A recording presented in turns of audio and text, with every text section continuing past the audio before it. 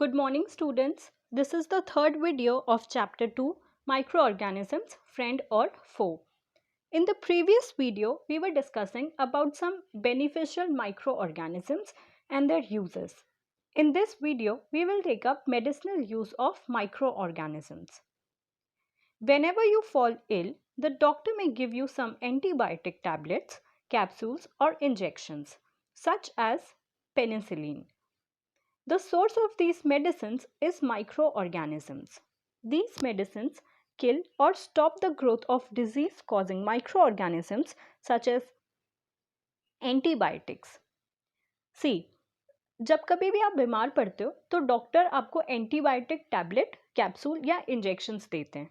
Okay, इन सब medicine का source micro organisms होते हैं बिकॉज माइक्रो ऑर्गेनिज्म की हेल्प से ये सारी मेडिसिन्स बनाई जाती हैं. ये medicines disease causing micro organism की ग्रोथ को रोकती हैं और उनको स्टॉप करती हैं. सो in this case there are two types of microorganisms. One is disease causing and one is disease inhibiting. एक डिजीज को रोक रहा है और एक माइक्रो ऑर्गेनिज्म का सेक्शन डिजीज कॉज कर रहा है. सो ऐसी मेडिसिन्स जो हार्मफुल माइक्रो ऑर्गेनिज्म के ग्रोथ को रोकती हैं उनको एंटीबायोटिक्स बोलते हैं. These days a number of antibiotics are being produced from bacteria and fungi. आजकल बैक्टीरिया और फंजाई से बहुत सारे एंटीबायोटिक मेडिसिन बनाए जाते हैं जैसे कि streptomycin, tetracycline and erythromycin. These are some of the commonly known antibiotics which are made from fungi and bacteria. The antibiotics are manufactured by growing specific microorganisms and are used to cure a variety of diseases. ठीक है, ये सारे medicine जो होते हैं वो micro organism की help से बनते हैं. कौन कौन से माइक्रो ऑर्गेनिज्म? फंजाई और bacteria. Antibiotics are even mixed with the feed of livestock and poultry to check microbial infections in animals. अब हमको ये पता है कि माइक्रोबियल इन्फेक्शंस जो होते हैं वो सिर्फ ह्यूमन बींग्स तक नहीं होते, वो एनिमल्स में भी होते हैं और प्लांट्स में भी होते हैं. तो एनिमल के केस में हम पोल्ट्री फार्म में और लाइव स्टॉक्स में भी मेडिसिन्स उनको देते हैं, फूड में मिक्स करके दे देते हैं या वाटर में मिक्स करके दे देते हैं to check microbial infection. Okay, उनमें कोई भी माइक्रोबियल इन्फेक्शन अगर होता है तो वो क्योर हो जाता है. इसी तरह प्लांट डिजीजेस भी एंटीबायोटिक्स की हेल्प से कंट्रोल हो सकती हैं.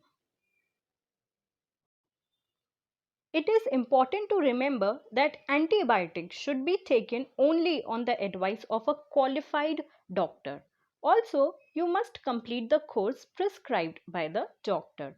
If you take antibiotics when not needed or in wrong doses, it may make the drug less effective when you might need it in future. Also, antibiotics taken unnecessarily may kill the beneficial bacteria in the body.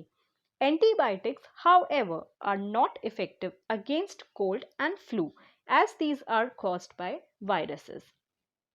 Okay, तो सबसे पहले तो हमको ये ध्यान में रखना चाहिए कि एंटीबायोटिक मेडिसिन हम जो लेते हैं वो एक क्वालिफाइड डॉक्टर से प्रिस्क्राइब्ड हो. ठीक है, और अगर प्रिस्क्राइब कर दी है डॉक्टर ने तो हम एंटीबायोटिक मेडिसिन का कोर्स कंप्लीट करें अगर हमको कंप्लीटली क्योर होना है तो. इसके अलावा जो एंटीबायोटिक्स के रॉन्ग डोजेस लेते हैं उनका एक्चुअल में एंटीबायोटिक इफेक्टिवनेस उनकी बॉडी में कम हो जाता है. सो जब उनको एक्चुअल में नीड होती है एंटीबायोटिक मेडिसिन की तब वो मेडिसिन काम नहीं करती बिकॉज उन्होंने पहले ही बहुत ज़्यादा क्वांटिटी में एंटीबायोटिक ले रखी होती है. एंटीबायोटिक बैक्टीरिया हटाता है बॉडी में से क्योंकि ये फंजाई और बैक्टीरिया से बनते हैं. एंटीबायोटिक बिल्कुल भी इफेक्टिव नहीं होते कोल्ड और फ्लू में क्योंकि हमको पता है कि कोल्ड और फ्लू जो है वो वायरसेस कॉज करते हैं. सो एंटीबायोटिक सिर्फ बैक्टीरिया और फंजाई जो डिजीज कॉज करते हैं उनको ही क्योर करते हैं.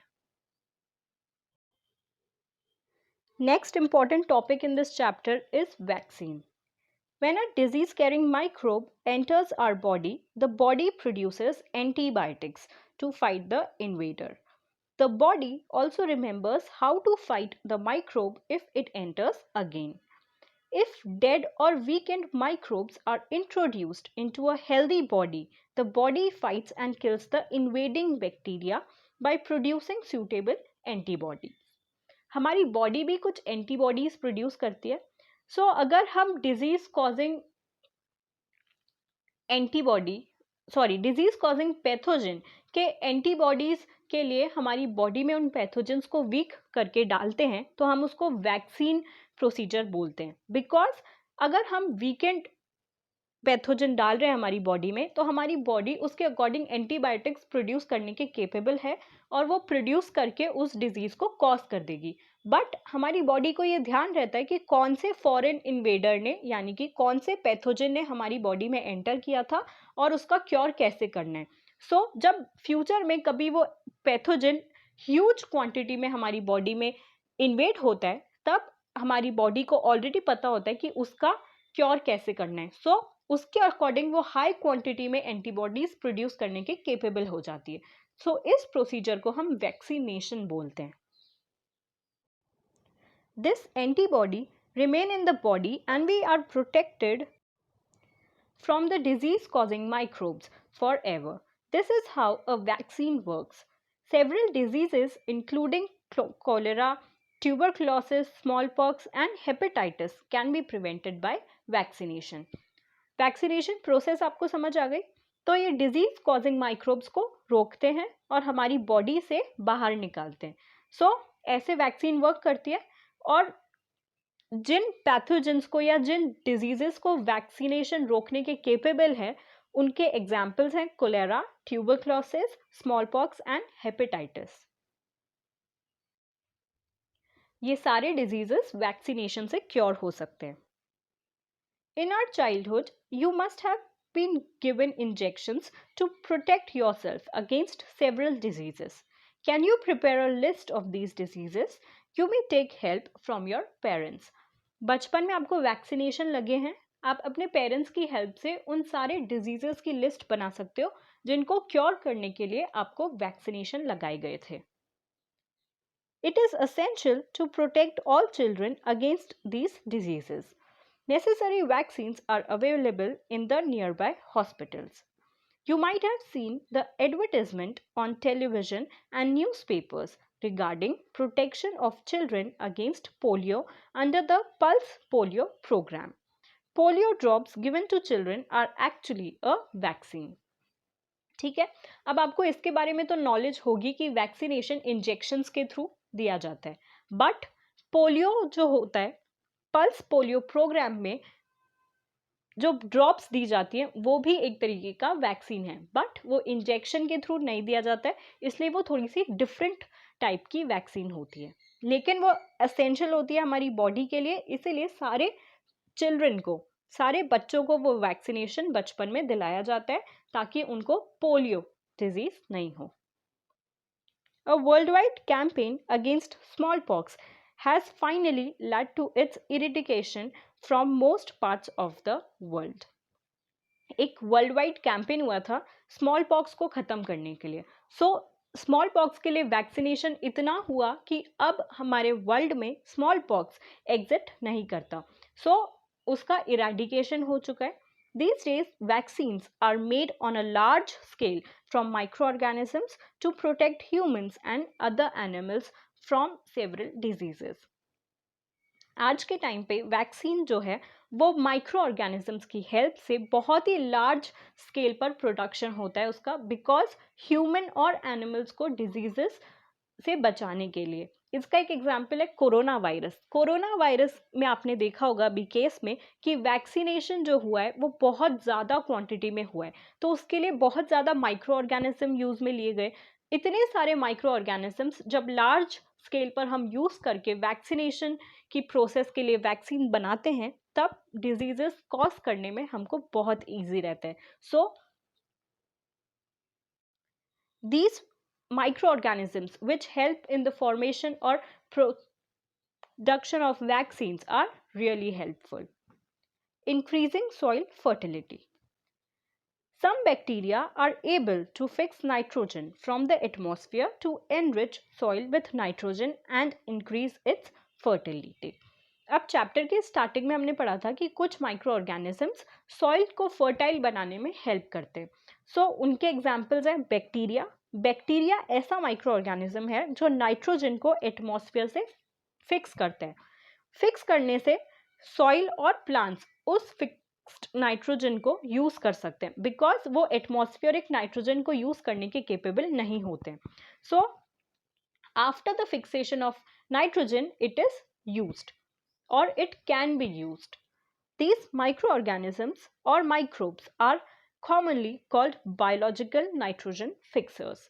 इनको biological nitrogen fixers बोलते हैं because ये atmospheric nitrogen को fix करने का काम करते हैं जो कि further plants use करते हैं. So ये एक biological process है इसीलिए biological nitrogen fixers. बैक्टीरिया के साथ में एल्गी भी इसमें हेल्प करता है. जो एल्गी में हेल्प करता है वो होता है साइनोबैक्टीरिया या फिर ब्लू ग्रीन एल्गी जिसको हम बोलते हैं. So the nitrogen fixing cyanobacteria blue green algae ऐसे दिखते हैं as you can see in the figure 2.7. Moving forward, cleaning the environment. Puju and Paheli had observed the school gardener making manure.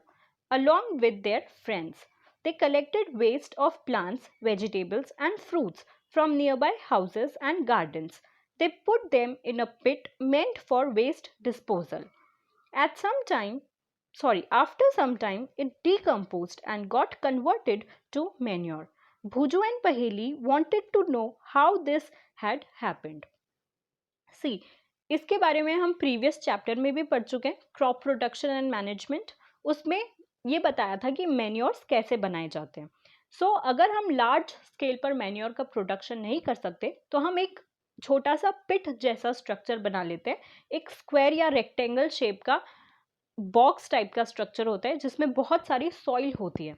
उस soil में हम animal, plants और बाकी waste material और उनके फीसेस डालते हैं ताकि उनसे माइक्रो ऑर्गेनिजम्स डेवलप हों और माइक्रो ऑर्गेनिज्म फिर मैन्योर्स बनाने में हेल्प करते हैं. Okay, by the decomposition of these materials, plants, animals and other waste material.